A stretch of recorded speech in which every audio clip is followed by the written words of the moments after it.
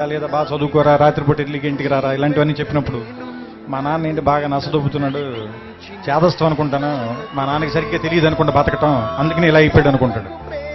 వీడికి ఒక 20 ఏళ్ళు 25 ఏళ్ళు వచ్చి ఒక అమ్మాయిని పెళ్లి చేసుకున్న తర్వాత ఒక ఫ్లాట్ రెంట్కి తీసుకోవటం, ఉద్యోగం చేయటం, నెలాఖరికి వచ్చేసరికి అప్పులు చేయాల్సి రావటం, బిల్స్ కట్టాల్సి రావటం, ఇలాంటప్పుడు నాన్న మనం మరీ అనుకున్నంత వేస్ట్ ఏం కాదనుకుంటే బాగానే మేనేజ్ చేసినట్టున్నాడు, 4 పిల్లలు, కానీ మనకి దీనమ్మ ఇంకా ఒక్కడిని కూడా కనకుండానే ఇంత కష్టంగా ఉంది మనకి అనిపిస్తుంది.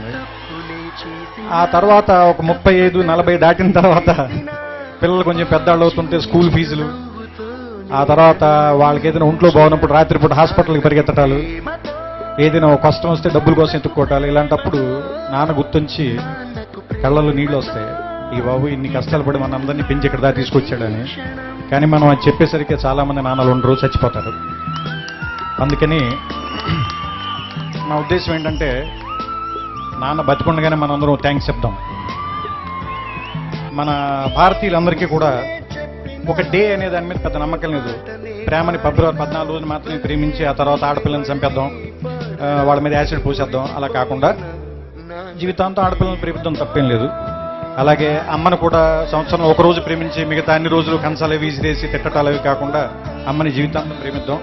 అలాగే నాన్నను కూడా ప్రపంచంలో సంవత్సరంలో 365 రోజులు ఒక రోజు కాకుండా 365 రోజులు గుర్తు తెచ్చుకుందాం. అంటే నా ఉద్దేశం it's an vote to father. ఎందుకంటే ఫాదర్స్ సరిగ్గా గుర్తింపు లేకుండా మిగిలిపోయిన ఒక పాత్ర అనిపిస్తుంది నాకు, కావ్యాల్లో కానీ నాటకాల్లో కానీ సినిమాల్లో కానీ.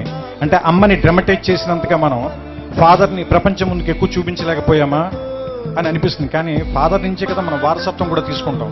ఫాదర్ ఇచ్చే డబ్బులు కాదు, ఫాదర్ ఇచ్చే పేరుని తీసుకుని ముందుకెళ్తాం. ఫలానా వాళ్ళ అబ్బాయి ఇతను, ఫలానా వాళ్ళ మనవడు ఇతను, లేదా ఫలానా ఫ్యామిలీ నుంచి వచ్చాడు ఇతను.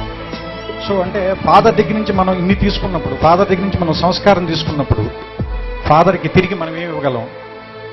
కృతజ్ఞత. ఫాదర్ కృతజ్ఞత కోరి మనం పెంచడు కదా, మరి ఏమిద్దాం? ఒక జ్ఞాపకంగా గుర్తుపెట్టుకున్నాం, మర్చిపోతాం.